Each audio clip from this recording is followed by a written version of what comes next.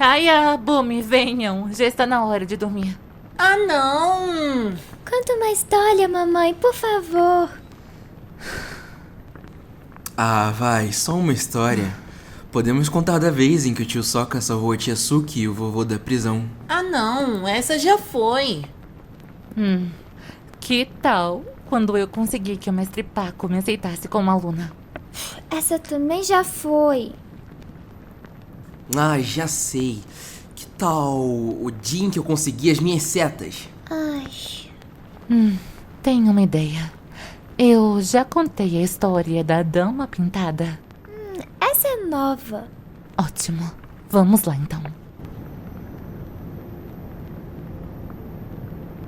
Essa história é tão antiga que as 4 nações, como as conhecemos hoje, ainda não tinham sido formadas. Dominadores de água, terra, fogo e ar compartilhavam o mesmo mundo, sem barreiras ou divisões.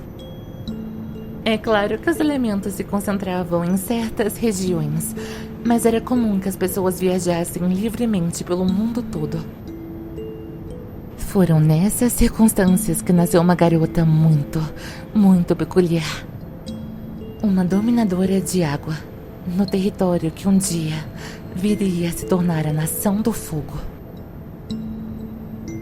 Não se sabe ao certo suas origens, mas muitos acreditam que ela fosse filha de uma dominadora de água com um nômade do ar. Como eu, mamãe? Sim, como você, Kaia. A garota era uma dominadora de água incrível, e suas habilidades de cura eram as melhores que já se havia visto. Conforme ela crescia e se tornava conhecida, pessoas de toda a Nação do Fogo começaram a vir até a cidade, buscando tratamento com ela. E ela sempre conseguia curar todos os seus pacientes. A dominadora também tinha uma relação muito forte com a natureza e os espíritos, e é por isso que tantos acreditam que ela tinha algum parentesco com os nômades. Ela conseguia se projetar para o mundo espiritual quando quisesse, e era onde passava a maior parte do seu tempo, quando não estava aperfeiçoando sua dominação ou tratando feridos. Mas sua vida não pôde se manter tranquila para sempre. As fronteiras das futuras nações se solidificavam, e a tensão entre os diferentes tipos de dominadores crescia. Figuras de poder da região começaram a se incomodar com uma dominadora de água ficando tão reconhecida numa região repleta de dominadores de fogo. Sua segurança ali já não era mais uma garantia.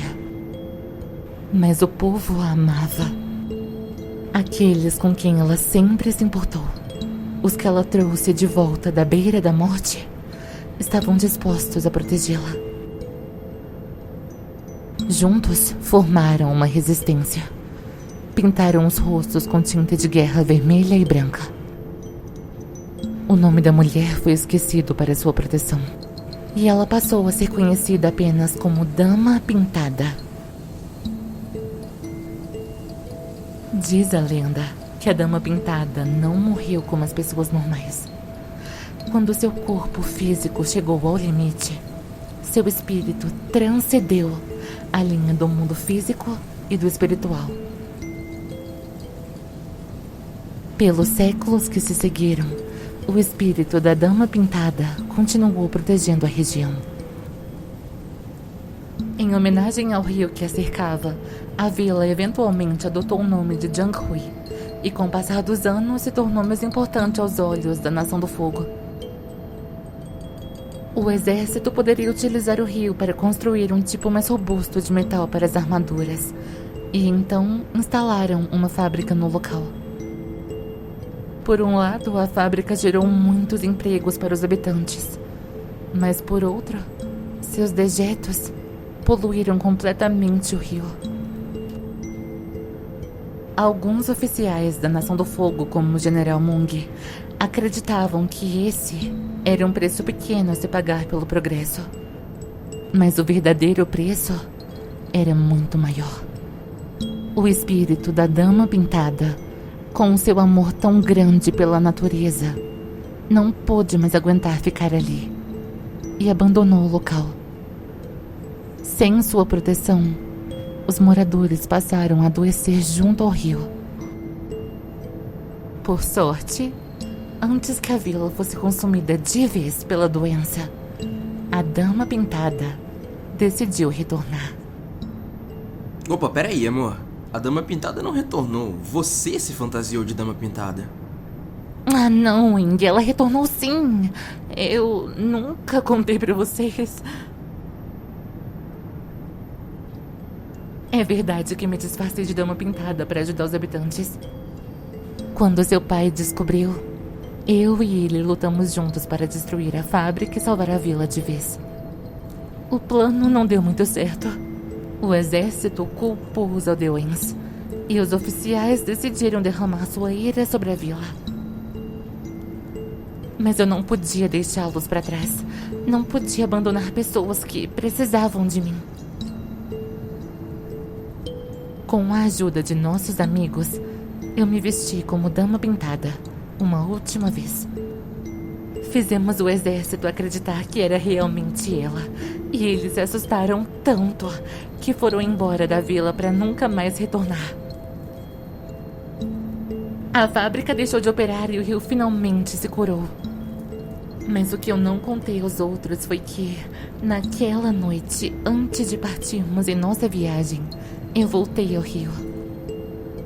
Era lua cheia e a superfície brilhava como se fosse dia. Me abaixei para molhar as mãos e, quando ergui o olhar, lá estava ela. A Dama Pintada. A verdadeira. Ela só me disse uma palavra antes de desaparecer na escuridão da noite. Obrigada.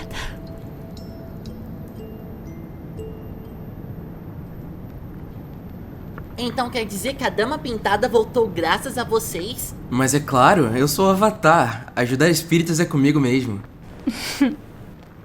Pode ser, mas eu gosto de pensar que ela nunca deixou a vila realmente. E só queria que eles lutassem por si mesmos.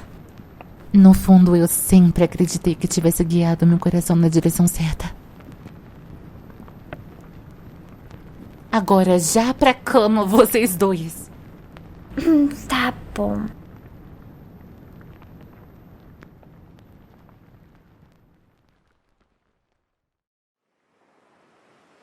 A gente tá chegando?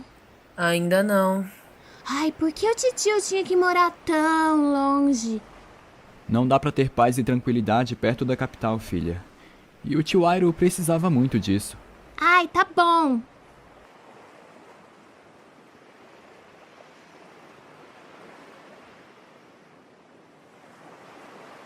A gente já tá chegando agora?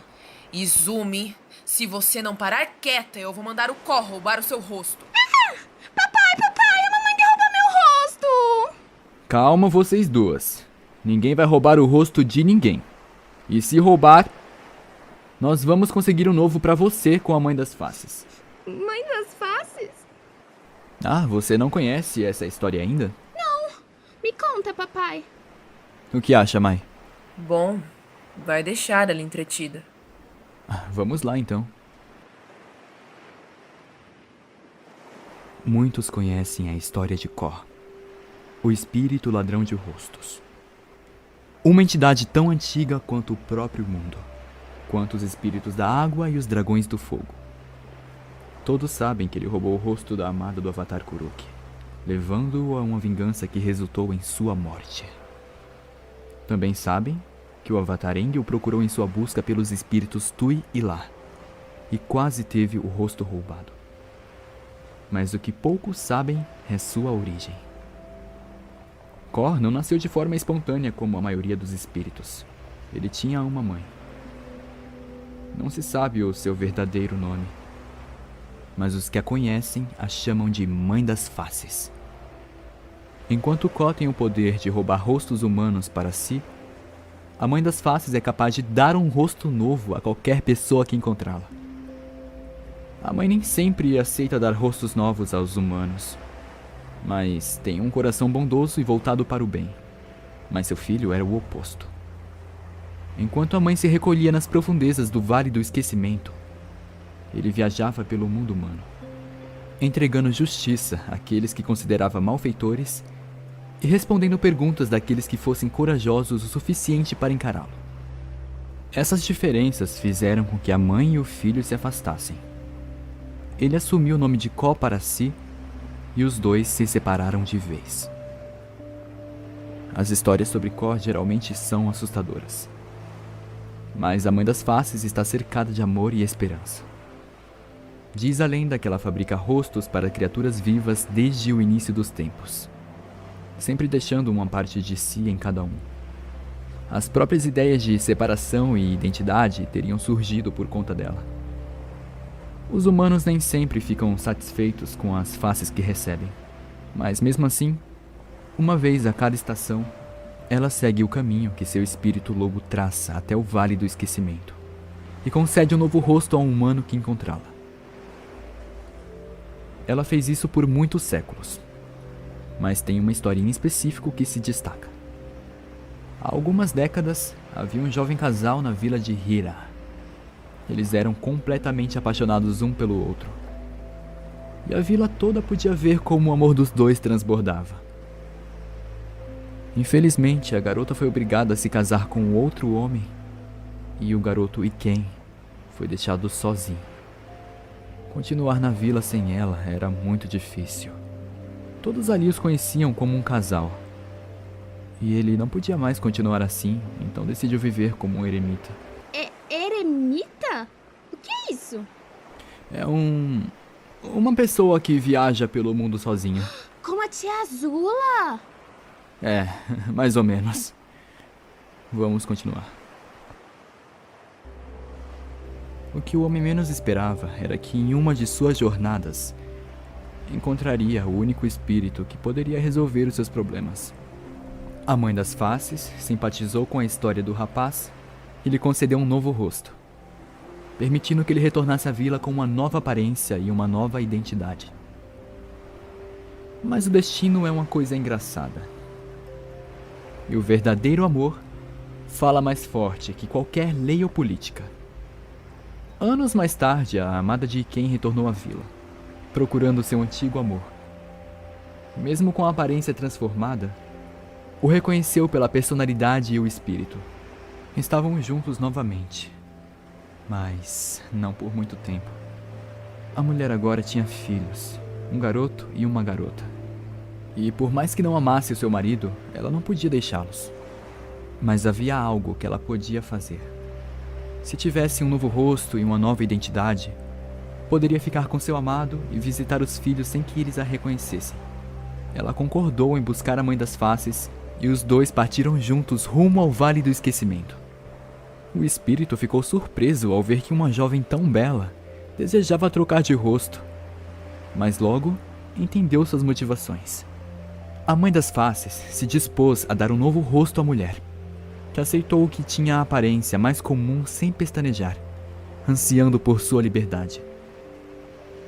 Mas o espírito lhe garantiu que um novo rosto não tiraria sua dor e não consertaria os erros do passado. Então fez uma oferta. Não só conceder um novo rosto, mas também apagar toda a dor e sofrimento do passado da mulher, às custas de suas memórias. A mulher hesitou em aceitar. Não queria esquecer seus filhos, mas as memórias de seu passado eram tão dolorosas que a possibilidade de apagá-las e viver livremente com quem amava era o mais próximo que ela conseguia imaginar do paraíso. Depois de muito ponderar, ela aceitou a proposta. E assim, se transformou de ursa em Noriko. Espera! A mulher era a vovó. Sim, era a vovó. E como você encontrou ela, então? Bem, com a ajuda de 2 viajantes da tribo da água, eu e meus amigos conseguimos encontrar a Mãe das Faces. Como de costume, ela disse que concederia apenas um desejo. e nós tínhamos 2 pedidos a fazer. Eu queria encontrar a minha mãe, e os viajantes queriam uma nova aparência para o mais novo deles. Mesmo com a argumentação do Avatar, o espírito não cedeu. Apenas um desejo por estação. E graças a sua tia Azula, conseguimos descobrir a real identidade da minha mãe. Mas não podíamos ir embora sem ajudar os viajantes. Meus amigos lutaram contra animais espirituais enquanto tentavam convencer a Mãe das Faces. Mas ela permanecia impenetrável. Isso é, até o viajante revelar que seu rosto havia sido roubado. Ao ver o mal que seu filho havia causado, a Mãe das Faces concordou em realizar um segundo pedido e dar um novo rosto ao homem. Depois de conversar um pouco mais com o Avatar, ela concluiu que era assim possível que a ursa superasse sua dor, mesmo com suas lembranças. E concordou em devolver as suas memórias também. Foi por culpa dela que perdi minha mãe. Mas também foi graças a ela que a recuperei quando mais precisava. Então, não se preocupe, Izumi. Se Korra roubar seu rosto, vou fazer a Mãe das Faces te devolver, tudo bem? Senhor do Fogo, estamos nos aproximando da costa do Reino da Terra. Eba, finalmente! É, a história realmente funcionou.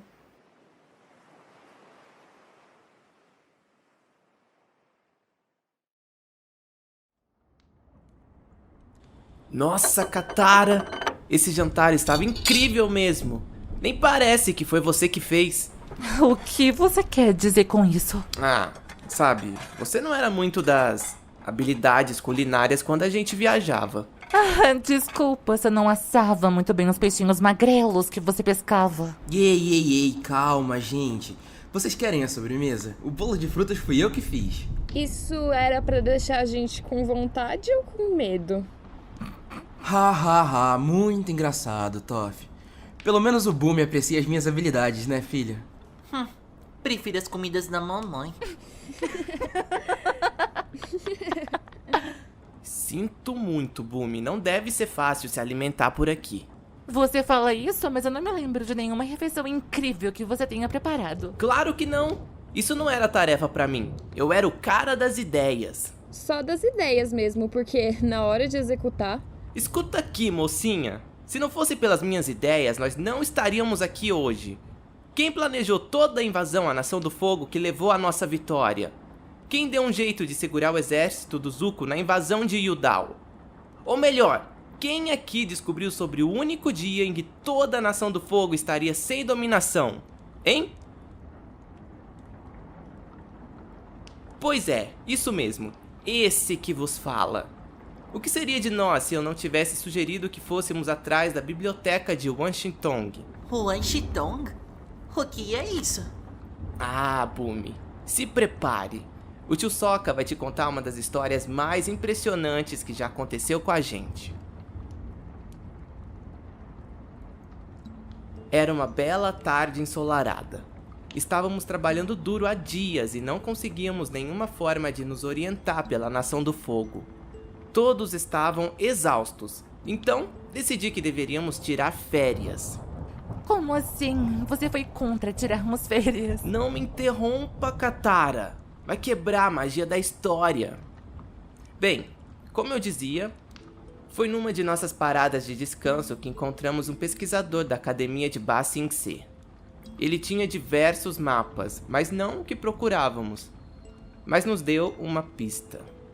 Havia uma lenda de que em algum lugar do deserto de Siwong existia uma biblioteca com todas as informações que a humanidade poderia desejar. Se havia um lugar em que acharíamos o mapa da Nação do Fogo, seria lá. Eu tomei a decisão na hora. Não tínhamos tempo a perder. Precisávamos encontrar a biblioteca. O tempo passa diferente no deserto. Eu não saberia dizer se foram horas ou dias até que finalmente eu a vi. Uma torre. No começo, seus pais não acreditaram em mim, mas eu sabia que era lá. E logo, minhas suspeitas foram confirmadas. Um espírito raposa apareceu no nosso campo de visão e entrou na biblioteca. Eu entendi imediatamente. Estávamos procurando por uma biblioteca enorme e deslumbrante, mas ela havia sido completamente coberta por areia, e só restava a torre. Mas estava lá. Eu a tinha encontrado. Por dentro, a biblioteca era o lugar mais maravilhoso que eu já havia visto. Pilares esculpidos com entalhes elaborados, mosaicos coloridos que alegravam o local, estantes e mais estantes repletas de todos os livros que você poderia imaginar. Mas havia algo ainda mais esplêndido que a biblioteca em si, e esse algo era seu dono, Wan Shi-tong, o espírito coruja.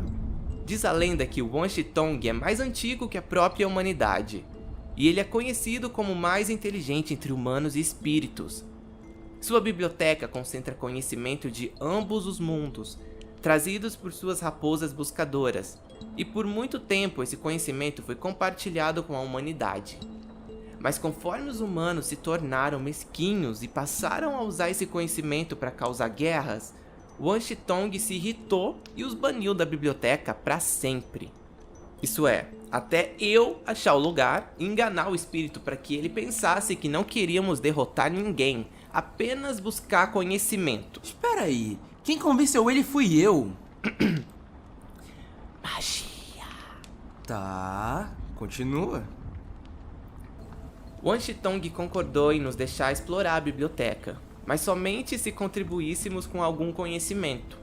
O pesquisador ofereceu um livro e seus pais entregaram alguns pergaminhos, mas o grande destaque fui eu. Ofereci uma técnica de nó especial desenvolvida por mim mesmo, que impressionou tanto o espírito que ele não teve outra opção senão nos deixar explorar. Encontramos muitas informações interessantes na biblioteca, mas uma delas, de uma forma que jamais poderíamos imaginar, definiria os rumos da guerra. Graças às minhas incríveis habilidades de pesquisa e dedução, descobrimos que havia um dia em que a Nação do Fogo estaria em seu pior estado. O dia do Sol Negro. O dia em que os dominadores de fogo ficariam sem poder. A informação estava em nossas mãos, mas agora tínhamos outro problema. Wan Shi-tong havia nos descoberto e não planejava nos deixar sair. Tentamos convencê-lo de que nossa causa era justa, mas ele não se importava. Para o espírito, todos os humanos eram iguais, não importava de que lado ou por que motivo lutassem. Wan Shi-tong então usou seus poderes para afundar a biblioteca e nos prender lá dentro. Precisávamos fugir, mas não podíamos ir embora sem a data em que o eclipse aconteceria. Então, mesmo sabendo que provavelmente morreria, eu fiquei para trás para conseguir a informação. Você quis dizer nós ficamos. Tá bom, nós ficamos, mas a ideia foi minha. Eng e eu retornamos à sessão onde havíamos descoberto sobre o eclipse e checamos todas as datas até encontrar a correta. Quando chegamos à saída, o espírito estava prestes a atacar sua mãe. E mais uma vez, eu salvei o dia, golpeando-o na cabeça e permitindo nossa escapada. Conseguimos sair antes que a biblioteca afundasse completamente. Mas a verdade é que ela teria afundado muito antes se... Não me diga que você vai querer levar o crédito por isso também. Nah, a gente realmente teria morrido se você não tivesse segurado a biblioteca no lugar. Mandou bem, Toph. É realmente uma ótima história. Pena que nosso ataque durante o eclipse falhou e tivemos que derrotar a Nação do Fogo no dia em que eles estariam mais fortes em vez do dia em que eles estariam mais fracos. Tá, mas foi um marco importante para nossa resistência, ok? E não vamos esquecer que foi graças a isso que o Rei Bumi conseguiu liberar o Machu. Ouviu isso, Bumi? O rei que deu origem ao seu nome. Bumi? Bumi? Acho que ele dormiu. Nossa, Sokka. Se eu soubesse que você era tão bom com a história de Niná, eu tinha te chamado pra jantar mais vezes. História de Niná? Onde já se viu? Foi uma história épica de aventura e... Ah, esquece.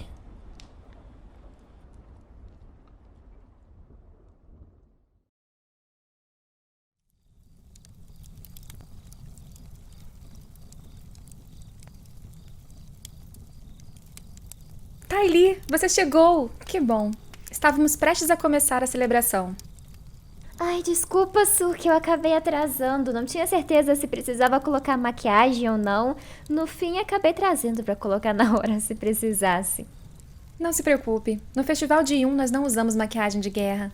Vem, as meninas já estão esperando.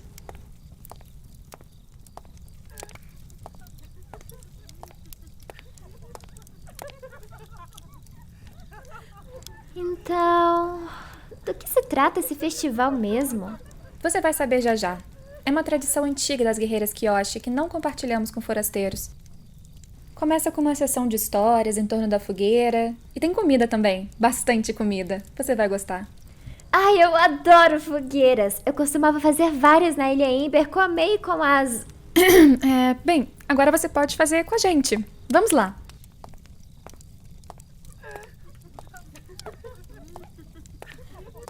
Meninas, estamos todas aqui. Já podemos começar a celebração. E como esse é o primeiro festival de Yun da Tai Li, eu queria começar contando a história que deu origem ao nosso festival. E quem sabe todas não podemos tirar algum ensinamento dela, não é? Tai Li, por acaso você já ouviu falar do Avatar Yun? Avatar Yun... Ai, não. Tem avatares demais pra decorar o nome de todos. Espero que você não tenha medo de histórias de terror, porque essa é uma das mais assustadoras que temos para contar. Essa informação não vai constar em nenhum registro histórico ou documento oficial. O Reino da Terra fez muito esforço para escondê-lo e preservar a sua reputação. Mas nós somos as guerreiras Kyoshi. Nossa ordem foi fundada pela Avatar da Terra em pessoa. E ela sabia o quão importante era que conhecêssemos todos os fatos sobre a sua origem. Quando o Avatar Kuruki morreu, o mundo foi cercado de incerteza. Os sábios tiveram muito trabalho para encontrar o seu sucessor. E não era para menos. Os métodos utilizados para encontrar o Avatar são muito falhos, especialmente no caso de Kyoshi. Abandonada pelos pais na pequena cidade de Yokoya, sem uma idade conhecida ou com uma grande dificuldade para dominar a Terra, ninguém pensaria que a reencarnação de Kuruki poderia estar naquela garota. Seguindo as recomendações dos sábios da Terra, os antigos amigos de Kuruki chegaram a visitar Yokoya e até construíram uma mansão ali, mas não identificaram a essência de Kyoshi, que acabou sendo contratada como uma mera serva. Anos depois, quando o mundo já estava à beira de desistir da continuação do ciclo Avatar, um jovem garoto de Makapu despertou a atenção dos senhores de Kyoshi, Kelsang e Tianzu. O garoto se chamava Yun, e não só era extremamente habilidoso com a dominação de terra, mas também utilizava as mesmas técnicas de Kuruki para jogar Paixô. Estavam certos, era ele, não havia sombra de dúvida, mas estavam errados. O garoto foi treinado para se tornar o Avatar na mansão de Tianzu, onde ele, Kyoshi e a sua guarda-costas, Hanji, se tornaram grandes amigos. Mas sua identidade falsa não podia se sustentar para sempre. 2 anos depois do descobrimento de Yun, a real identidade de Kyoshi veio à tona. Ela demonstrou uma dominação tão poderosa durante uma batalha contra a rainha pirata Tagaka que a certeza sobre Yun foi colocada em xeque. Mas havia um problema. Nenhum dos dois conseguia dominar fogo. Como poderiam então determinar o verdadeiro Avatar? A resposta veio de Tianzu. O mestre de Kyoshi e Yun os levou até uma colina, onde prometeu contatar um espírito que saberia dizer qual dos dois era o verdadeiro Avatar.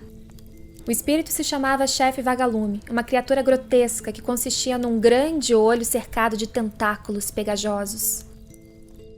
O chefe Vagalume de fato testou os 2 jovens, e ele de fato reconheceu que Kyoshi era o Avatar.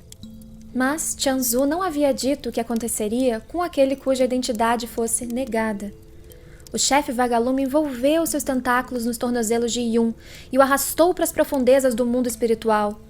Kyoshi se viu impotente, enfraquecida pelos incensos alucinógenos de Tianzu, e quando recuperou suas forças, já era tarde demais. O Yun morreu? A Kyoshi pensou que sim, mas calma, a história fica ainda mais horrível. Por meses, Kyoshi acreditou que Yun estivesse morto. Ela fugiu de Yokoya com Hanji e se juntou a um grupo de bandidos enquanto planejava sua vingança. Mas quando finalmente se fortaleceu o suficiente para enfrentar Tianzu, Kyoshi foi surpreendida pela aparição de Yun. Ele estava ali, no meio da batalha, bem em sua frente, perfeitamente bem, perfeitamente vivo. A vingança de Kyoshi foi completada por Yun, que matou Tianzu e desapareceu pelo continente.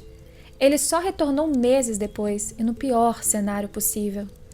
Em plena comemoração do Festival de Zeto, Yun surgiu na capital da Nação do Fogo com o objetivo de assassinar o restante do grupo de Kuruki, que o havia enganado sobre a sua identidade como avatar.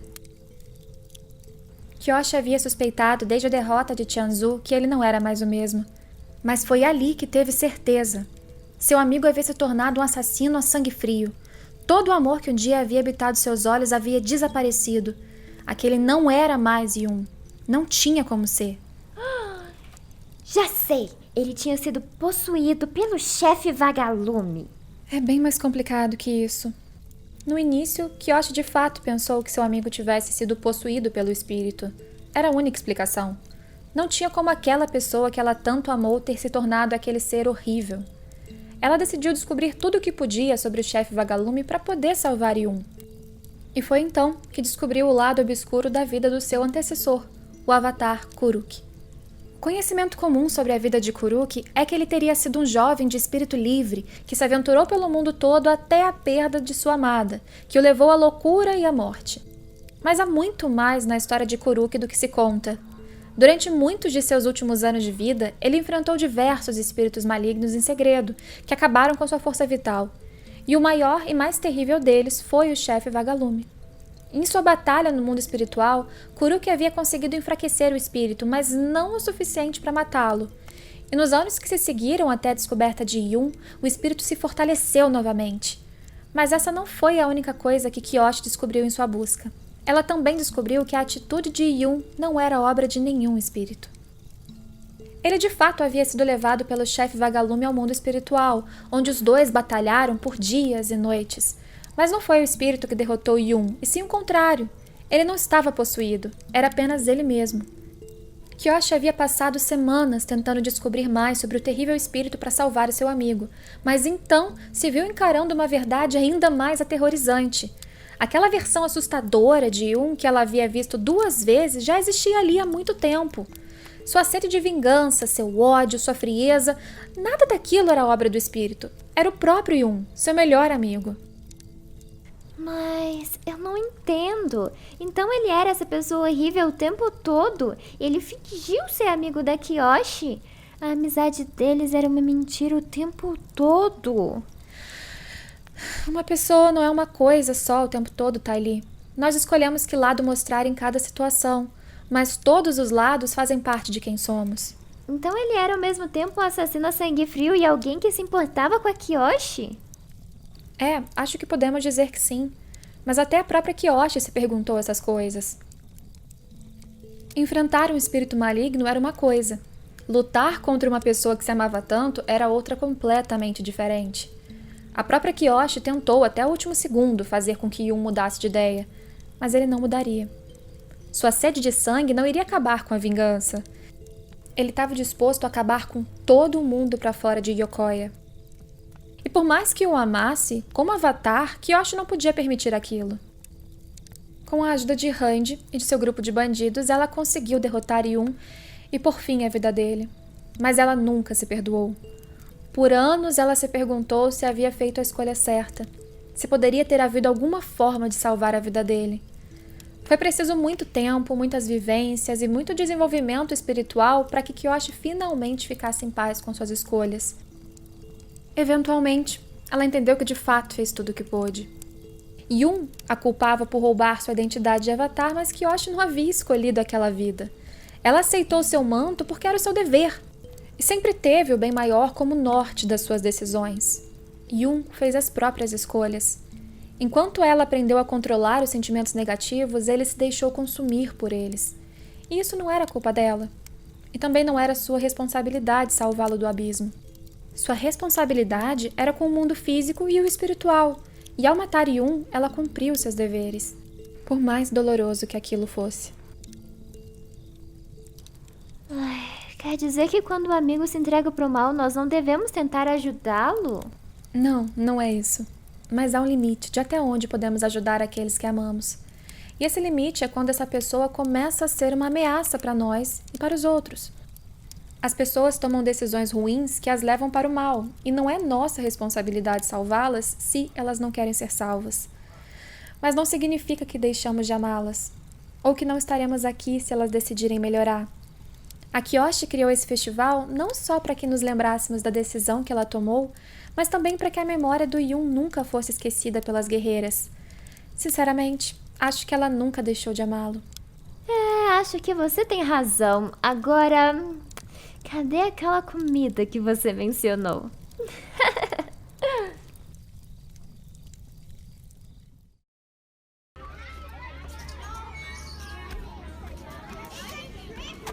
Ginora, eu já falei que você é nova demais pra ler esse livro. Ikki, chega. Já é o terceiro bolo de frutas. Milo! Desce daí agora mesmo. Ai, por que eu fui aceitar ser babá de vocês? Bom, eu avisei que a Tia Kai era uma escolha melhor, mas o Milo e a Ikki preferiram você. Até parece. Nem a Kaia seria capaz de controlar vocês três. Só se ela tivesse dominação de sangue.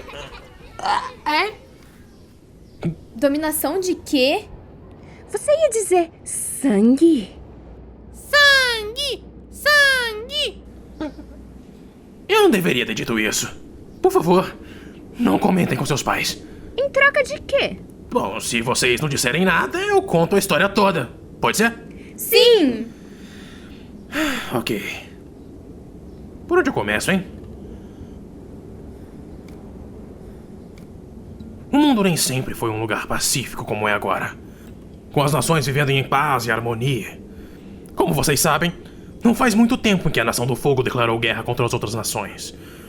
Eles dominaram o Reino da Terra, dizimaram os nômades do ar, e em seguida, moveram suas forças para a tribo da Água do Sul. Os moradores resistiram. Todos os dominadores de água se colocaram a postos para deter os invasores, mas o seu número era muito pequeno comparado ao Exército do Fogo.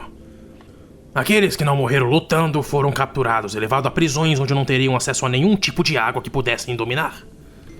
E entre os dominadores que foram presos, havia uma garota que se destacava. Seu nome era Rama. Ela não era somente uma dominadora excelente, mas também uma estudante muito dedicada. Ela conhecia as propriedades da dominação de água melhor do que ninguém. Ela ficou presa e foi torturada por anos, mas a cada mês sentia a força da lua cheia a fortalecendo.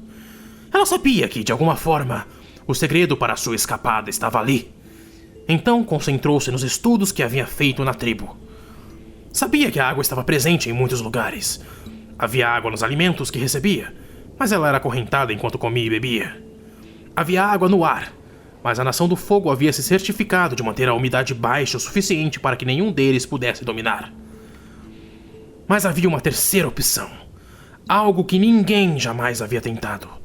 Dominar a água nos corpos de um ser vivo. Ela decidiu então tentar começar aos poucos. Em uma noite de lua cheia, conseguiu dominar o sangue dos ratos elefantes em sua cela. Mas ainda não era forte o suficiente para poder fazer isso com os humanos. Rama então dedicou os anos seguintes da sua vida como prisioneira a aprimorar essa técnica, até que finalmente conseguiu controlar um dos guardas da sua prisão para que a soltasse. Naquela noite de lua cheia, ela conseguiu escapar e se esconder numa pequena aldeia da Nação do Fogo. Mas o desejo de vingança por tudo que havia sido feito a ela e seus companheiros a consumia. Por isso, a partir de então, em toda noite de lua cheia, Rama sequestrava um habitante da Nação do Fogo e o torturava em uma caverna com sua nova técnica que nomeou de dominação de sangue. Entre o povo daquela região, ela ficou conhecida como a manipuladora de fantoches. E é essa a história. Até parece. Como é que é? Você achou mesmo que a gente ia acreditar nessa história boba, tio Bumi? História boba? Como assim? Tudo que eu falei aqui é verdade. Bobo! Bobo! Tio Bumi é uma ótima lenda, mas se a dominação de sangue fosse real, eu já teria lido sobre. Não teria, porque minha mãe proibiu tudo. Eu também não devia ter dito isso, né? A vovó proibiu. Ela conheceu a Rama. Vovó! Vovó! Ok. Vamos lá de novo. Rama manteve em seu esquema de tortura por anos, até encontraram a misteriosa dominadora de água que viajava com um avatar. Ela não podia deixar uma garota tão habilidosa e tão determinada a destruir a Nação do Fogo ter seu potencial desperdiçado. Então, decidiu ensinar a ela tudo o que sabia. A ensinou a tirar a água do ar e de seus arredores, para que nunca dependesse de uma fonte finita numa luta contra a Nação do Fogo. E quando a lua cheia chegou, decidiu ensinar a técnica suprema. Ao presenciar a técnica, a garota se recusou a imitá-la. Dominar o sangue significava controlar uma pessoa, tirar o livre-arbítrio dela. E ninguém jamais deveria ter tanto poder sobre alguém, mesmo que fosse um inimigo. Ao usar a dominação de sangue, ela estaria se rebaixando ao mesmo nível que a Nação do Fogo que havia dizimado seu povo. Mas Rama não estava disposta a deixá-la seguir viagem sem experimentar a técnica uma única vez. Então se voltou para a única coisa que afetaria a garota: seus amigos. Rama utilizou a dominação de sangue neles, forçando-os a lutar contra a garota, que não teve escolha a não ser usar a mesma técnica na manipuladora de fantoches. Logo chegaram reforços, e Rama acabou sendo presa após ter seus crimes revelados. Mas para ela não importava. Ela havia cumprido sua missão.